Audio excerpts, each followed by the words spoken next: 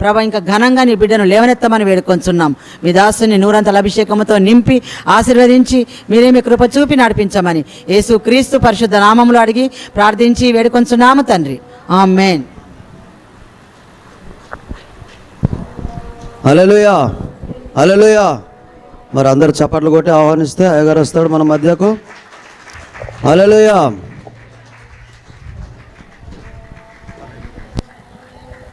Praise the Lord. Hallelujah. Yes, మరి ఈరోజు చివరి ఆదివారం కాబట్టి ఈరోజు మనల్ని దేవుడు ఏర్పాటు చేసుకొని తన సన్నిధిలోనికి మనల్ని నడిపించి ఉన్నాడు. ఆమేన్. హల్లెలూయా. ఎంతమంది వాక్యం వినడానికి సిద్ధంగా ఉన్నారు? ఎస్, దేవునికి మహిమ కలుగును గాక. Hallelujah, hallelujah. Thank you my father God. Thank you Jesus. Holy Spirit, hallelujah, hallelujah. Thank you, Lord. Praise the Lord. సంతోషంగా చెప్దాం. Hallelujah, Hallelujah. hallelujah. Hallelujah. ప్రభువైన యేసుక్రీస్తు నామములో మీ అందరికీ వందనాలు. మరి చివరి 3 రోజులు ఉపవాసం ఉండడానికి దేవుడు కృప చూపెట్టాడు. Praise God. మరి నిజంగా ఉపవాస ప్రార్థన గొప్ప శక్తి ఉన్నది. ఉపవాస ప్రార్థనలో మరి ఆ యొక్క సన్నిధిని నేను ఎంతగానో అనుభవిస్తున్నాను. మరి మీరందరూ కూడా ఉపవాసం ఉండి ప్రార్థన చేస్తున్నారని నేను నమ్ముచున్నాను. ఈ చివరి 3 రోజులు దేవుని సన్నిధిలో గడపడం మనకు గొప్ప ఆశీర్వాదం. ఎందుకంటే వచ్చే సంవత్సరం అంతా కూడా దేవుని ఉద్దేశాలు, దేవుని ప్రణాళికలు మన పట్ల ఏమున్నాయో అవన్నీ నెరవేర్చాలంటే మనం దేవుని సన్నిధిలో కనిపెట్టాలి. ఎప్పుడైతే మనం దేవుని సన్నిధిలో కనిపెట్టి ప్రార్థన చేస్తామో దేవుని యొక్క ప్రణాళికలు మన కొరకు బయలుపరచబడతాయి. ఆమేన్. హల్లెలూయా, హల్లెలూయా. ఓకే, మరి బ్రదర్ కృష్ణ ఇంటర్నేషనల్ మిషనరీ అనేక దేశాల్లో సువార్త ప్రకటించి మరి అనేకులను దేవుని రాజ్యంలోనికి నడిపినటువంటి మరి గొప్ప దైవ సేవకులు, అభిషేకింపబడిన దైవ సేవకులు మన మధ్యలోనికి వస్తున్నారు. మరి మొన్నటి వరకు ఫిలిప్పైన్స్ దేశంలో విరివిగా వాడబడ్డారు. మరి ఇప్పుడు వారు విజయవాడలో ఉన్నారు. అక్కడ ఒక సంఘంలో వాక్యం చెప్తున్నారు. ఈరోజు సాయంకాలం వారు మన మధ్యలోనికి వస్తున్నారు. కనుక మరి సాయంకాలం ఆరాధన కోసం అందరూ సిద్ధపడాల్సిందిగా మనవి చేస్తున్నాను. ఆమేన్. హల్లెలూయా. ఎంతమంది సిద్ధంగా ఉన్నారు వాక్యం వినడానికి? Amen. Hallelujah. Praise God. Hallelujah. Thank you Jesus. కీర్తన గ్రంథము 84వ అధ్యాయము 4వ వచనం. నీ మందిరమునందు నివసించువారు ధన్యులు. నీ మందిరమునందు నివసించువారు ధన్యులు. వారు నిత్యము నిన్ను స్తుతించుదురు. వారు నిత్యము నిన్ను స్తుతించుదురు. నీ వలన బలమునందు మనుషులు ధన్యులు. యాత్ర చేయు మార్గముల వారికి అతి ప్రియములు. అందరు జాగ్రత్త వినాలి. దేవుని మందిరములో నివసించే వారందరూ ధన్యులు. ఆమేన్. హల్లెలూయా. ఈరోజు దేవుని మందిరములో ఉండకుండా, దేవుని సన్నిధానములో నాటపడకుండా ఎక్కడెక్కడెక్కడో తిరిగేవారు ఉన్నారు. అవసరం కోసమే మందిరంలోనికి వచ్చేవారు ఉన్నారు. స్వస్థత కోసమే మందిరంలోనికి వచ్చేవారు ఉన్నారు. మేలుల కొరకే మందిరానికి వచ్చేవారు ఉన్నారు. పొందుకొని మళ్ళీ మందిరంను వదిలిపెట్టి వెళ్ళిపోతూ ఉంటారు. కానీ ఇక్కడ దేవుని వాక్యం చెప్తా ఉంది, మందిరంలోనికి వచ్చేవారు మందిరమునందు స్వస్థత నివసించువారు ధన్యులు. గట్టిగా చప్పట్లు మీద మహిమపరుద్దాం. హల్లెలూయా. మరి మీరు ఎంతమంది మందిరంలో నివసిస్తున్నారో మీకే తెలిసి ఉండాలి. నిజంగా నీవు మందిరంలో నివసించిన వ్యక్తివైతే ధన్యులు. గట్టిగా చప్పట్లు మీద మహిమపరుద్దాం. హల్లెలూయా. మరి మీరు ఎంతమంది మందిరంలో నివసిస్తున్నారో మీకే తెలిసి ఉండాలి. మందిరములో నివసించుట వలన నిజంగా నీవు మందిరంలో నివసించిన వ్యక్తివైతే ధన్యులు. గట్టిగా చప్పట్లు మీద మహిమపరుద్దాం. హల్లెలూయా. మరి మీరు ఎంతమంది మందిరంలో నివసిస్తున్నారో మీకే తెలిసి ఉండాలి. మందిరములో నివసించుట వలన నిజంగా నీవు మందిరంలో నివసించిన వ్యక్తివైతే ధన్యులు. గట్టిగా చప్పట్లు మీద మహిమపరుద్దాం. హల్లెలూయా. సమయంలో మీరు ఎంతమంది మందిరంలో నివసిస్తున్నారో మీకే తెలుసుండాలి. మందిరములో నివసించుకోవాలి. నిజంగా నీవు మందిరంలో నివసించిన వ్యక్తులైతే ధన్యులు.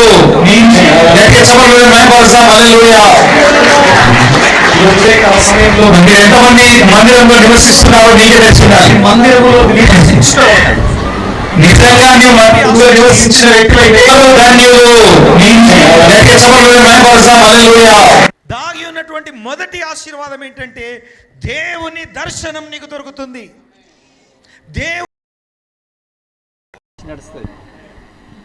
దేవునికి పండితుడు వచ్చి ప్రాణం పోయాలి. లేచి నడిచిందా? అవును. అప్పటి నుంచి అది దేవుడు, అప్పటి వరకు అది విగ్రహము, చెక్కక ముందు అది రాయి. ప్రియమైన దేవుని బిడ్డలారా, దేవుడు మనుషుల చేతిలో చెక్కబడిన పదార్థము కాదు. రాయి, వెండితో గాని బంగారంతో గాని రాయితో గాని చెక్కబడినటువంటి వాడు కాదు. ఆయన మహిమ రూపుడు, ఆయన అత్యంత శక్తివంతుడు, ఆయన కోటాను కోట్ల సూర్యుల తేజము కంటేను కూడా ప్రకాశమానమైనటువంటి వాడు. అంత గొప్ప దేవుడు తన్ను తాను తగ్గించుకొని తన మహిమనంతా వదిలిపెట్టి ఈ లోకంలో ఒక నరుడుగా వచ్చాడు, మన కోసం చనిపోయాడు. నువ్వు దేవునికి ప్రాణం పోసుడు కాదు, దేవుడే నీ కోసం ప్రాణం పోసాడు. యోహాను సువార్త 10వ అధ్యాయం 10వ వచనంలో చెప్తున్నాడు, దొంగతనమును హత్యను నాశనము చేయుటకు గాని మరి దేనికి రాడు, నేను గొర్రెలకు చెప్పండి జీవం ఇచ్చుటకు వచ్చి ఉన్నాను. ఆయన జీవం ఇచ్చే దేవుడు. దేవునికి నువ్వు జీవం పోతావా? పేపర్ చూసినా చూడండి, ఇంటికి పోయిన తర్వాత praise the Lord, hallelujah, praise the Lord, hallelujah. చప్పట్లు కొడుతూ మహిమపరుస్తాం, హల్లెలూయా. నీవు ఎంత గొప్ప వ్యక్తివైనా, దేశానికి అధిపతివైనా, అందుకని బైబిల్ గ్రంథంలో ఒక రాజు ఉన్నాడు, నెబుకద్నెజర్ అనే రాజు. ఆయన గొప్ప రాజు. బంగారము తలతో పోల్చబడినటువంటి వాడు. ఒక పెద్ద విగ్రహాన్ని చేసి సేమ్ ఆయన కూడా గొప్ప రాజు ప్రతిష్ఠించాడు. సంగీత వాయిద్యాలు వినపడ్డప్పుడు, ఆ దేవునికి జీవం పోసి ప్రతిష్ఠించినప్పుడు మా పూజారులు వస్తారు, వాళ్ళు జీవం పోసి దాన్ని ప్రతిష్ఠిస్తారు. అప్పుడు దేశంలో ఉన్న వాళ్ళందరూ దానికి సాగిలపడాలి. వినపడ్డప్పుడు ఎవరైతే సాగిలపడరో వాళ్ళను తీసుకొని వెళ్ళి అగ్నిగుండంలో పడవేస్తాము. ఇది రాజు యొక్క ఆజ్ఞ. అయితే 3 వ్యక్తులు మాత్రము సాగిలపడట్లేదు. ఎవరండి వారు? చెప్పండి, గట్టిగా చెప్పండి. రాజు ఆజ్ఞను కూడా ఉల్లంఘించారు. ఈరోజు భూమి మీద ఎన్ని ఆజ్ఞలు వచ్చినా జీవము గల దేవుణ్ణి విడిచిపోవద్దు, జీవాధిపతి అయిన దేవుణ్ణి విడిచిపోవద్దు. ఎన్ని ఆజ్ఞలైనా రానివ్వండి, నీ తల కోసేస్తామన్నా పర్వాలేదు, ఈ మేషక్ శత్రుక అబేద్నెగోలాగా మనం నిలబడాలి. మీరు అనుకుంటున్నారు 2024 అంటే చాలా గొప్పగా ఉంటుంది. కష్టాలు సమస్యలు కూడా ఉంటాయి. దేవుని గురించిన బాధలు అవమానాలు కూడా ఎదుర్కోవాల్సి ఉంటుంది. పర్వాలేదు, అప్పుడు నిలబడాలి. అంతము వరకు సహించు వాడెవడో వాడే రక్షింపబడును. చప్పట్లు కొడుతూ మహిమపరుస్తాం. విశ్వాస జీవితం అంటే పూలపాన్పు కాదు, ముండ్ల మార్గము. యేసు ప్రభు కూడా అన్నాడు, నా మార్గము ఇరుకు మార్గము, లోకంలో ఉన్న మార్గము విశాల మార్గము. ఇరుకు మార్గం. చాలా కష్టాలు, శ్రమలు, నిందలు, అవమానాలు ఉంటాయి. ఒకసారి ప్రాణం కూడా పోవచ్చు. అయినా దేవుని కోసం నిలబడాలి. లోకంలో ఉన్న మార్గము విశాల మార్గము, ఇరుకు మార్గం. చాలా కష్టాలు, శ్రమలు, నిందలు, అవమానాలు ఉంటాయి. ఒకసారి ప్రాణం కూడా పోవచ్చు, అయినా దేవుని కోసం నిలబడాలి. లోకంలో ఉన్న మార్గము విశాల మార్గము, ఇరుకు మార్గం. చాలా కష్టాలు, శ్రమలు, నిందలు, అవమానాలు ఉంటాయి. ఒకసారి ప్రాణం కూడా పోవచ్చు, అయినా దేవుని కోసం నిలబడాలి. లోకంలో ఉన్న మార్గము విశాల మార్గము, ఇరుకు మార్గం. చాలా కష్టాలు, శ్రమలు, నిందలు, అవమానాలు ఉంటాయి. ఒకసారి ప్రాణం కూడా పోవచ్చు, అయినా దేవుని కోసం నిలబడాలి. లోకంలో ఉన్న మార్గము విశాల మార్గము, ఇరుకు మార్గం. చాలా కష్టాలు, శ్రమలు, నిందలు, అవమానాలు ఉంటాయి. ఒకసారి ప్రాణం కూడా పోవచ్చు, అయినా దేవుని కోసం నిలబడాలి. లోకంలో ఉన్న మార్గము విశాల మార్గము, ఇరుకు మార్గం. చాలా కష్టాలు, శ్రమలు, నిందలు, అవమానాలు ఉంటాయి. ఒకసారి ప్రాణం కూడా పోవచ్చు, అయినా దేవుని కోసం నిలబడాలి. లోకంలో ఉన్న మార్గము విశాల మార్గము, ఇరుకు మార్గం. చాలా కష్టాలు, శ్రమలు, నిందలు, అవమానాలు ఉంటాయి. ఒకసారి ప్రాణం కూడా పోవచ్చు, అయినా దేవుని కోసం నిలబడాలి. లోకంలో ఉన్న మార్గము విశాల మార్గము, ఇరుకు మార్గం. చాలా కష్టాలు, శ్రమలు, నిందలు, అవమానాలు ఉంటాయి. ఒకసారి ప్రాణం కూడా పోవచ్చు, అయినా దేవుని కోసం నిలబడాలి. లోకంలో ఉన్న మార్గము విశాల మార్గము, ఇరుకు మార్గం. చాలా కష్టాలు, శ్రమలు, నిందలు, అవమానాలు ఉంటాయి. వారు దేవుని కోసం నిలబడేటువంటి వారు. హల్లెలూయా కదా, అవునా కదా? పెద్ద కాకాని అని ఉంటుంది, మొత్తం అక్కడి మట్టి తోడుకొని పోతారు. గుంటూరు దగ్గర కర్ణపురంలో కూడా ఉంటుంది ఒకటి, ఆ నుంచి కూడా మట్టి తీసుకుపోయి నీళ్ళ కలుపుకొని తాగుతారు. ఈ మధ్య కాలంలో పెద్దగా మందిరం కట్టిండు. ఇక మందిరం దగ్గర పోయి ఇట్లా ముట్టుకుంటే ఏమైనా ఆశీర్వాదాలు వస్తాయి కావచ్చు. వాక్యాన్ని వదిలిపెట్టి భూ సంబంధమైనటువంటి వాటిని చూసి ఆకర్షింపబడుతున్నారు. ఏదేను తోటలో దయ్యం అదే చేసింది. దేవుడేమో వాక్యం చెప్పిండు వాళ్ళకి, సాతానేమో పండు చూపెట్టింది. చూడు, దేవుడు పండు వాక్యం ఇచ్చిండు వాళ్ళకి, నా మాటకు నువ్వు లోబడి జీవించు, అంతే, దట్స్ ఇట్, మిగతాదంతా నేను చూసుకుంటాను. నేను ఏ ఆకర్షణకు ఇటు ఆకర్షణ, వాడు పిలుస్తాడు, వీడు పిలుస్తా ఉన్నాడు, అటు పోవాలి, ఇటు పోవాలి, అవన్నీ నీకు అవసరం లేదు. వాక్యానికి లోబడు, అక్కడనే ఆశీర్వాదం ఉన్నది. కానీ దయ్యం ఏం చేసిందంటే వాక్యానికి లోబడేయకుండా ఆకర్షణ చూపెడుతుంది. చూపునకు రమ్యమైనదియు, చూడండి ఆకర్షణ. ప్రజలందరూ కూడా గొర్రెల్లాగా ఇటు అటు పరిగెడుతున్న వారంతా కూడా వాక్యము లేని వారు, వాక్యాన్ని ఆధారపడని వారు, వాక్యం మీద కట్టబడని వారు, కంటి చూపుతో రకరకాల ఆకర్షణలకు లోనై ఇటు అటు పరిగెడుతున్నవారు. నిన్న మేము ఒక ఇంటికి వెళ్ళాం. ఆ ఇంట్లో వాళ్ళ అమ్మాయి కల్వరి చర్చ్కి వెళ్తుంది. అక్కడ మన పెద్దయ్య గారు వచ్చిండు హైదరాబాద్ నుంచి. ఆయనతో ఫోటో దిగాలంటే ఫీజు కట్టాలి. ఏం కట్టాలి? వాళ్ళే చెప్తా ఉన్నారు, అయ్యా మా వాళ్ళ ఇంట్లో గొడవ జరిగింది, కారణం ఏంటిదంటే అక్కడ ఫోటో దిగడం గురించి వచ్చింది సమస్య. డబ్బులు, ఫీజు, రిసిప్ట్ కట్ చేయాలి. రిసిప్ట్ కట్ అయితేనే అయ్యగారితో ఫోటో దిగుతావు. రియల్. అయినా కూడా వేలం వెర్రిగా ప్రజలు పోతున్నారు. ఎందుకు పోతున్నారు నాకు అర్థం కావట్లేదు.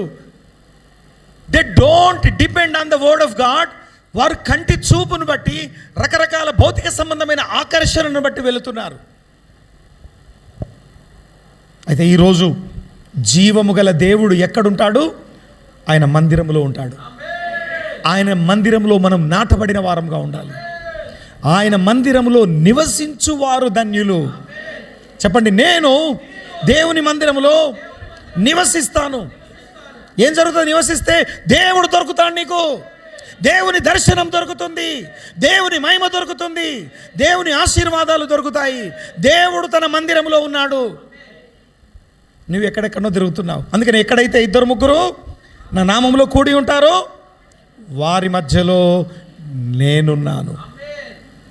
ఆత్మరూపిగా మన మధ్యలో ఉన్నాడు. నీ ముందే నిలబడున్నాడు, నీతోనే ఉన్నాడు. ఆత్మరూపిగా మన మధ్యలోనే నివసించుచున్నాడు. నువ్వు ఎంతో దూరం నుంచి వచ్చి ఆయనను దర్శించుకోకుండా నువ్వు పోతే లాభం లేదు. నువ్వు చర్చకొచ్చి కూడా ఏదో అటెండెన్స్ వేయించుకోవడానికి వచ్చినట్టు వచ్చి వెళ్ళిపోతే లాభం లేదు. అందుకనే మన సంఘంలో ఆరాధనకు విలువ ఇవ్వడం జరుగుతుంది. మన సంఘంలో వాక్యానికి విలువ ఇవ్వడం జరుగుతుంది. ఎందుకంటే ఆరాధనలో నువ్వు దేవుని దర్శించుకుంటావు. ఆరాధనలో ఆయన సింహాసనం దగ్గరికి వస్తావు.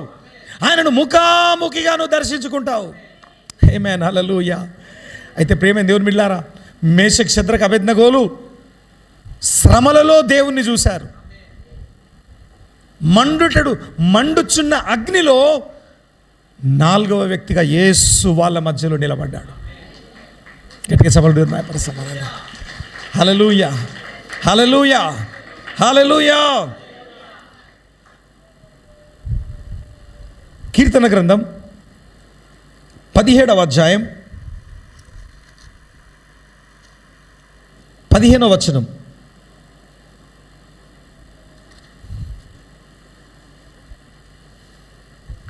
కీర్తన 17:15. నేనైతే నీతి గలవాడనై నీ ముఖ దర్శనము చేసేదను. గట్టిగా చెప్పలు పరుసామాలలు. నువ్వు దేవుని సన్నిధిలోకి వస్తున్నావంటే ఆయన దర్శించుకొని వెళ్ళాలి. ఆయన దర్శనం నీకు దొరకాలి. ఆయన మహిమను నీ కళ్ళారా చూడాలి. ఆయనను దర్శించుకోవడానికి రావాలి. ఆయనను ఆరాధించడం కోసం రావాలి. ఆయనను ఘనపరచడం కోసం రావాలి. ఒకటి మొదటి ఆశీర్వాదం ఏంటంటే ఆయన దర్శన భాగ్యం దొరుకుతుంది. ఎంత బాధలో కృంగిపోయినా ఆయన సన్నిధిలోనికి రా. ఆయన దర్శనం చేసుకొని నువ్వు ఇక్కడి నుంచి వెళ్తావు. ఆయన నిన్ను తాకుతాడు. అందుకని యెషయా గ్రంథం 6వ అధ్యాయంలో చూడండి. యెషయా గ్రంథం 6వ అధ్యాయం తీయండి ఒకసారి. యెషయా అనే ప్రవక్త ఎక్కడున్నాడు చూడండి. మొదటి వచనం చదవండి. యెషయా గ్రంథం 6వ అధ్యాయం మొదటి వచనం. త్వరగా యెషయా 6 మొదటి 2 వచనాలు. రాజైన ఉజ్జియా మృత్యు నొందిన సంవత్సరమున అత్యున్నతమైన సింహాసనమునందు ప్రభు ఆసనుడై ఉండగా నేను చూచి తిని. ఆయన చొక్కాయి అంచులు దేవాలయమును నిండుకొనెను. ఈయన ఎక్కడున్నాడు? హలో, యెషయా ప్రవక్త ఎక్కడున్నాడు? దేవాలయంలో ఉన్నాడు. దేవాలయంలో ఏమంటున్నాడు? నేను ప్రభువును చూచి తిని. కొట్టండి మరి చప్పట్లు. అందుకోసం రావాలి నువ్వు. భౌతిక సంబంధమైనటువంటి ఆకర్షణల కోసం కాదు.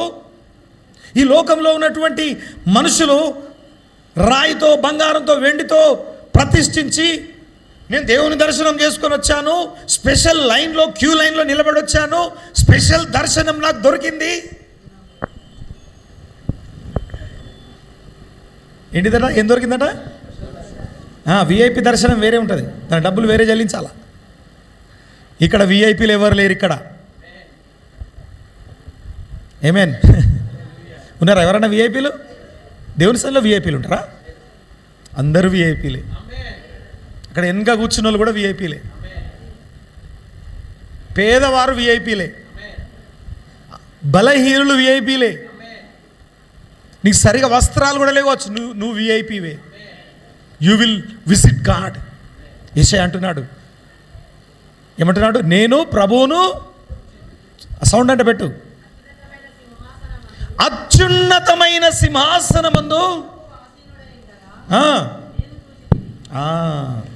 చూసి ఏం జరిగిందట? ఆయన చొక్కాయి అంచులు దేవాలయమును నిండుకొనెను. ఆయన చొక్కాయి, రోబ్, ఆయన వస్త్రాలు, ఆయన ధరించిన వస్త్రాలు మొత్తం దేవాలయం నిండిపోయినట్లు విరేలాడుతున్నాయంట. ఇది ఈ ప్రత్యక్షత రక్తస్రావం గల స్త్రీ పొందుకున్నది. నేను ఆయన అంగి అంచు ముట్టుకుంటే చాలు, నేను బాగుపడతాను. ఇక్కడ మహిమలో దర్శనం చూసినటువంటి విషయాన్ని రక్తస్రావం గల స్త్రీ అనుకున్నది, ఆయన అంగీలు అంచు ముట్టుకుంటే చాలు. నువ్వు ఇక్కడ దేవుని సన్నిధిలోనికి వచ్చినప్పుడు, దేవుని సన్నిధిని నిన్ను తాకినప్పుడు నీ రోగాలన్నీ వెళ్ళిపోతాయి. అసలు నీ రోగాల కోసం ప్రార్థన చేయాల్సిన అవసరం లేదు. ఆయన అంగీల అంచులు, ఆయన మహిమ, ఆయన సన్నిధి, ఆయన నిన్ను ఇట్లా తాకగానే నీ రోగాలు, నీ దరిద్రం అంతా బయటికి వెళ్ళిపోతుంది. నువ్వు ఇంటి దగ్గరనే తయారై రావాలి, ప్రిపేర్ అయి రావాలి. ప్రభువా నిన్ను చూడాలి ఈరోజు, నీ సన్నిధి నన్ను దాకాలి ఈరోజు, నువ్వు నన్ను ముట్టుకోవాలి ఈరోజు, నేను దర్శనం చేసుకోవాలి ఈరోజు, నువ్వు నాకు కనపడాలి ఈరోజు. నీ ముఖ దర్శనం, నీతిమంతులు నేనైతే నీతి గలవాడనై నీ ముఖ దర్శనము చేసుకునేదను. గట్టిగా చెప్పకూడదా? హల్లెలూయా. చెప్పండి అందరు, చెప్పండి దర్శనం. చెప్పండి అందరు, చెప్పండి. ఎస్. ఏదో ఎక్కడనో ఆలోచన చేసుకుంటూ కూర్చుని, ఇక్కడ కూర్చొని ఎక్కడనో బాధల గురించి ఆలోచించుకొని, ఇక్కడ కూర్చొని ఎవరి గురించో ద్వేషం పెట్టుకొని, ఇక్కడ కూర్చొని ఏదేదో ఆలోచన చేసుకుంటే కాదు. కేవలం నీ దృష్టి ప్రభు మీద ఉండాలి. అప్పుడు ఆయన ముఖ దర్శనం నీకు దొరుకుతుంది. రెండు చేతులు తలలో చెప్పండి అందరూ, చేతులు ఊపుతూ చెప్పండి అందరు కూడా. సంతోషంగా చెప్పాలి. చివరి రోజు ఈ 2023లో ఉన్న దరిద్రం అంతా కొట్టుకపోతా ఉంది. ఈ 2023లో మీరు అనుభవించిన బాధలన్నీ కొట్టుకొని పోతున్నాయి, మీ దుఃఖ దినాలన్నీ కొట్టుకొని పోతున్నాయి. సంతోషంగా మనం 2024లో అడుగు పెడదాం, దర్శనముతో అడుగు పెడదాము, దేవుని దర్శనముతో అడుగు పెడదాము. ఆమేన్, హల్లెలూయా. రెండవ ఆశీర్వాదం, కీర్తనలు 65వ అధ్యాయం 4వ వచనం. కీర్తనలు 65వ అధ్యాయం 4వ వచనం. ఆయన మందిరములో ఏముందో అక్కడ రాయబడింది. 65:4. నీ ఆవరణములలో నివసించినట్లు, నీ ఆవరణములో నివసించినట్లు నీవు ఏర్పరచుకొని చేర్చుకునే వాడు ధన్యుడు. ఆహా, ఆయన ఆవరణములో నివసించున్నట్లంట దేవుడు ఏర్పాటు చేసుకున్నాడంట మనల్ని. ఇక్కడ ఎవరున్నారో తెలుసా? మందిరంలో ఎవరుంటారో తెలుసా? ఆయన ఏర్పాటు చేసుకున్న వాళ్ళు అందరూ ఉంటారు. ఆయన నీ గురించి ప్రణాళిక కలిగి ఉన్నాడు. ప్రణాళిక కలిగిన వారందరూ కూడా ఆయన మందిరంలో ఉంటారు. చెప్పలేదు మాయపరచ. నువ్వు ఇక్కడ నిలబడాలంటే అంత ఈజీ కాదు. దేవుని మందిరంలో నువ్వు నిలిచి ఉండాలంటే అంత ఈజీ కాదు కదా. మన ముందే ఎంతమంది వచ్చి వెళ్ళిపోతా ఉన్నారు, కానీ నువ్వు నిలిచున్నావు. నిన్ను దేవుడు ఏర్పాటు చేసుకున్నాడు. అందుకని ఏమని రాబడింది? మళ్ళీ చదవండి ఆ మాటను, అందరు వినండి, జాగ్రత్తగా రాసుకోండి. నీ ఆవరణములలో నివసించినట్లు నీవు ఏర్పరచుకొని చేర్చుకొనిన వారు ధన్యులు. ఏర్పాటు చేసుకొని నిన్ను చేర్చుకున్నాడు ఆయన మందిరంలోనికి. తర్వాత నీ పరిశుద్ధాలయము చేత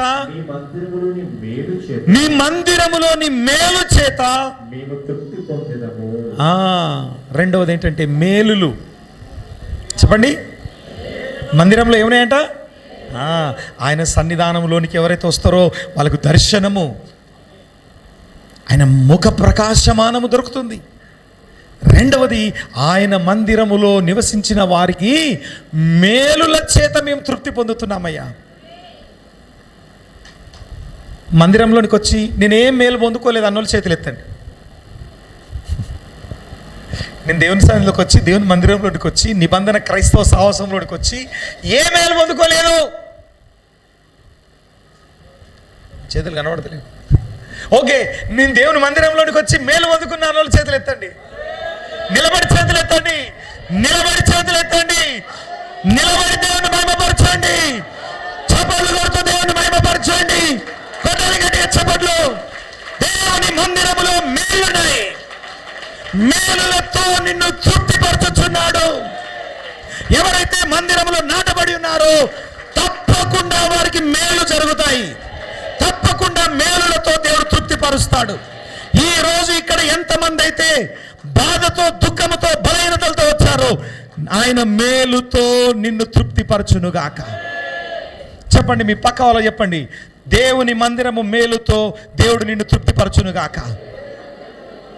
దేవుని మందిరములో ఉన్న మేలులతో, చెప్పండి, దేవుని మందిరములో ఉన్న మేలులతో నిన్ను తృప్తిపరచునుగాక, తృప్తిపరచునుగాక. హల్లెలూయా. ఖచ్చితంగా మేలు పొందుకుంటారు. మేలు పొందుకోవడం మాత్రమే కాదు, తృప్తిని పొందుకుంటావు. You will be satisfied. ఆయన చేసే మేలులు. కూర్చోండి, దేవునికి స్తోత్రం. హల్లెలూయా, హల్లెలూయా. yes amen, హల్లెలూయా. ఖచ్చితంగా దేవుడు మేలుతో నిన్ను తృప్తిపరుస్తాడు. ఆమేన్, హల్లెలూయా. కదా ఒక పాట పాడుతున్నాం కదా మనం. ఏం పాట? మేలులు నీ మేలులు మరచిపోలేమయ్యా,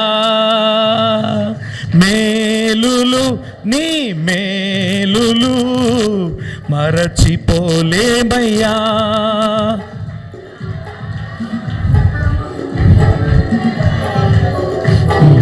పోలేమయ్యా నా ప్రాణ నాంత వరకు మరచిపోలేమయ్యా, మేలులు నీ మేలులు మరచిపోలేమయ్యా, మేలులు నీ మేలులు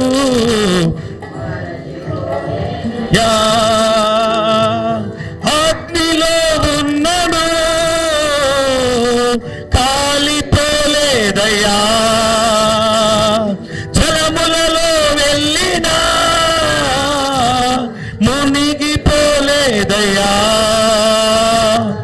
అగ్నిలో ఉన్నను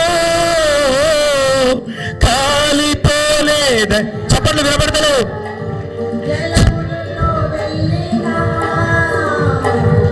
మునిగిపోలేదయ్యా, నిధి పావురము మనసయ్యా, యేసయ్యా పావురము మనసయ్యా, పావురము మనసయ్యా, యేసయ్యా పావురము మనసయ్యా, మేలులు నీ మేలులు మరచిపోలేమయ్యా, మేలులు. ఆమేన్. ఎక్కడున్నాయంట మేలులు? గట్టిగా చెప్పండి, మళ్ళీ చెప్పండి. మరి మర్చిపోతారా? మర్చిపోయినావు అనుకో మందిరం కూడా కనపడదు ఇక నీకు. దేవుడు చేసిన మేలు, దేవుడు చేసిన గొప్ప గొప్ప కార్యాలు నువ్వు ఎప్పుడైతే మర్చిపోతావో ఇక దేవుని సంఘం పట్ల, మందిరం పట్ల నీకు ఆలోచన ఉండదు.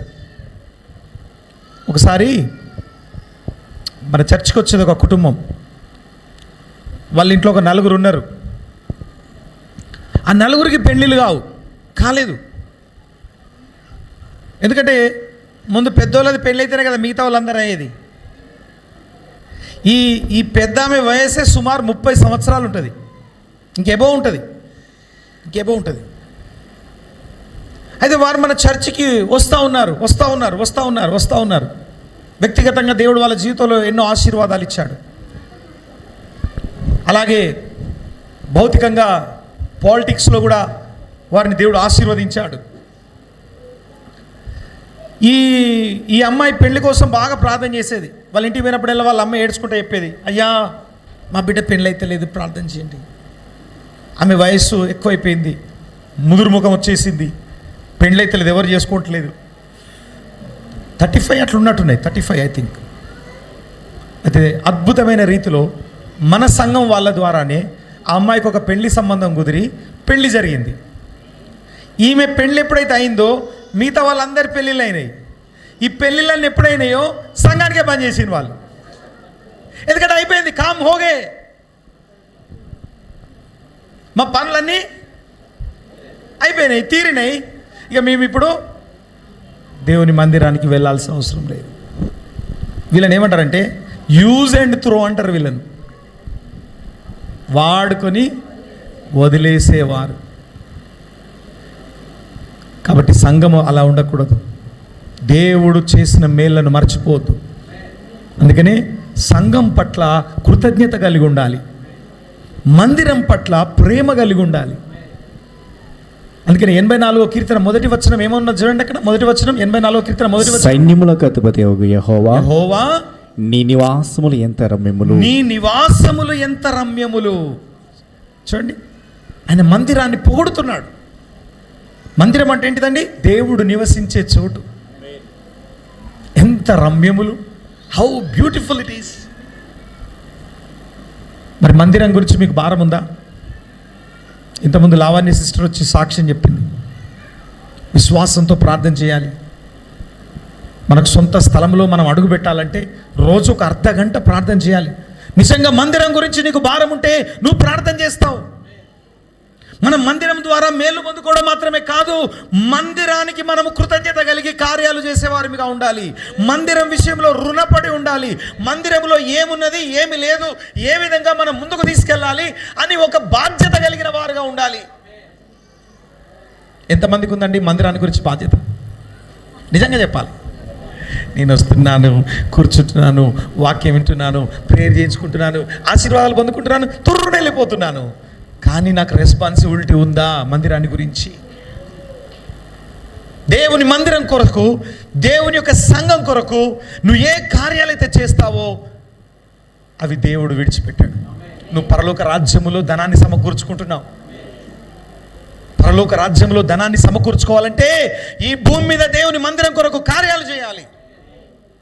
మేలు పొందుకోవడం మాత్రమే కాదు, తిరిగి కృతజ్ఞతను వ్యక్తపరిచేవారుగా మనం ఉండాలి. మందిరం విషయంలో ఎన్నో మరణకరమైన పరిస్థితుల నుంచి దేవుడు తప్పిస్తున్నాడు.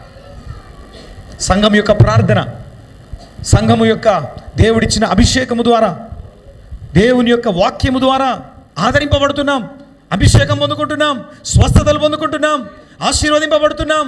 చేతి పనులు, ఉద్యోగాలు, వ్యాపారాలు ఆశీర్వదింపబడుతున్నాయి. మరి మనము దానికి ప్రతిగా కృతజ్ఞత కలిగి మందిరాన్ని ప్రేమించే వారిగా ఉండాలి. మనం మేలు పొందుకోవడం మాత్రమే కాదు, మనము మేలుకరంగా మందిరానికి ఉండాలి. ఉన్నారా? చెప్పండి, నేను మందిరానికి మేలుకరంగా ఉంటాను. ఏమైనా హల్లెలూయా. అందుకని ముందుండాలి. దేవుని కార్యాల కోసం, సేవ కోసం ముందుండాలి, కార్యాలు చేయడం కోసం ముందుండాలి, సంఘంలో పరిచర్య చేయడం కోసం ముందుండాలి. ఎందుకంటే మందిరములో మేలులున్నాయి. 3వ ఆశీర్వాదం, కీర్తన 92వ అధ్యాయం 13వ వచనం. 92:13 త్వరగా. 92:13 కీర్తన. యెహోవా మందిరములో నాటబడిన వారు వారు మన దేవుని ఆవరణములలో వర్ధిల్లుదురు. చూసారా? మందిరమందు నాటబడినటువంటి వారికి ఉన్న 3వ ఆశీర్వాదం ఏంటంటే వర్ధిల్లుతారు. వర్ధిల్లుతారు. చెప్పండి, మీ పక్క వాళ్ళు చెప్పండి, మీరు వర్ధిల్లబోతున్నారు. అత్యధికముగా వర్ధిల్లబోతున్నారు. నీ భూఫలము, నీ గర్భఫలము, నీ యొక్క సంపద, ఆస్తి, నీ చేతి పనులు యేసు నామములో వర్ధిల్లునుగాక. వర్ధిల్లుతాయి. వర్ధిల్లడం అంటే వృద్ధి పొందడం. వర్ధిల్లడం అంటే ఏంటిది? వృద్ధి పొందడం. ఈ 2023లో మీ పనులు ఏవైతే ఉన్నాయో, మీ వ్యాపారాలు ఏవైతే ఉన్నాయో, మీ ఉద్యోగాలు ఏవైతే ఉన్నాయో, మీ రాబడి ఏదైతే ఉందో అవి దేవుని మందిరంలో మనం నాటబడి ఉన్న కొలది అవి వర్ధిల్లుతాయి. 24లోకి వెళ్ళేసరికి వర్ధిల్లుతాము. We will grow. చెప్పండి, నేను వర్ధిల్లేదను. మళ్ళీ చెప్పండి, నేను వర్ధిల్లేదను. కొలతలు లేని విధంగా వర్ధిల్లేదను.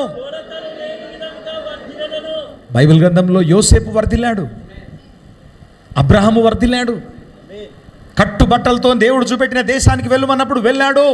అక్కడ వెండి, బంగారము, విస్తారమైనటువంటి పశువులు, సంపద కలిగిన వాడై బహుధనవంతుడాయను, వర్ధిల్లాడు. ఇస్సాకు కరువు కాలంలో విత్తనము వేసినప్పుడు 100 ఫలము పొంది వర్ధిల్లాడు. యబ్బేజు తన సహోదరులందరికంటే ఘనము పొందిన వాడై వర్ధిల్లాడు. వర్ధిల్లాడు. వర్ధిల్లాడు. మీ కుటుంబాలు వర్ధిల్లునుగాక, మీ చేతి పనులు వర్ధిల్లునుగాక, మీ వ్యాపారాలు వర్ధిల్లునుగాక.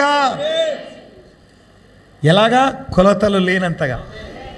మొన్న ఒక ఆర్టికల్ చూశాను పేపర్లో, ప్రపంచంలో అత్యధికమైన ఐశ్వర్యము క్రైస్తవుల దగ్గరనే ఉన్నదంట. కొట్టండి మరి చప్పళ్ళు. ప్రపంచంలో వరల్డ్ వైడ్గా సెన్సెస్ చూసి క్యాల్కులేషన్ చేస్తే క్రైస్తవుల దగ్గరనే విస్తారమైన ఐశ్వర్యం ఉందంట. తర్వాత ముస్లిమ్స్ దగ్గర ఉందంట. దేవునికి స్తోత్రం. కానీ టాప్లో ఎవరున్నారు? క్రైస్తవులే. మీరే పెద్ద పెద్ద వ్యాపారాలు చేయాలి, కంపెనీలు ఎస్టాబ్లిష్ చేయాలి, ఉన్నతమైన స్థానంలో మన పిల్లలు, మన కుటుంబాలు, మన చేతి పనులు ఉండాలి. కంపెనీలు కూడా ప్రారంభించాలి. ఎవరో ప్రారంభించలేదు, మీరే ప్రారంభించాలి. వ్యాపారాలు చేయాలి, వర్ధిల్లాలి. నీవు చేయు కార్యములన్నీ సఫలములాగున ఆకాశమును తన మంచి ధననిధి నీకోసం తెరుస్తాడంట. చేయి, వర్ధిల్ల చేస్తాడు. ప్రారంభించు, వర్ధిల్ల చేస్తాడు. అయితే వర్ధిల్లిన తర్వాత ఏం చేయాలి? దేవుని సన్నిధికి రావద్దు. నాకు టైం దొరకలే బ్రదర్. ఇప్పుడు బిజినెస్ ఎవరు చూసుకోవాలా? నా వ్యాపారం ఎవరు చూసుకోవాలా? ఇంతకుముందు ఏమో ఏమి లేనప్పుడు మంచి రెగ్యులర్గా వచ్చి అన్ని పరిచయాలు చేసి అన్ని చేసేది. ఇప్పుడు ఏమంటున్నారు? వర్ధిల్లిన తర్వాత నాకు టైం దొరకలేదు బ్రదర్, బిజీ అయిపోయింది, ఫాస్టింగ్ టైం లేదు, ప్రేయర్కి టైం లేదు, ఆన్లైన్ ప్రేయర్కి టైం లేదు, ఈవెన్ అత్యంత ప్రాముఖ్యమైన ఆదివారం ఆరాధన కూడా టైం లేదంటున్నారు.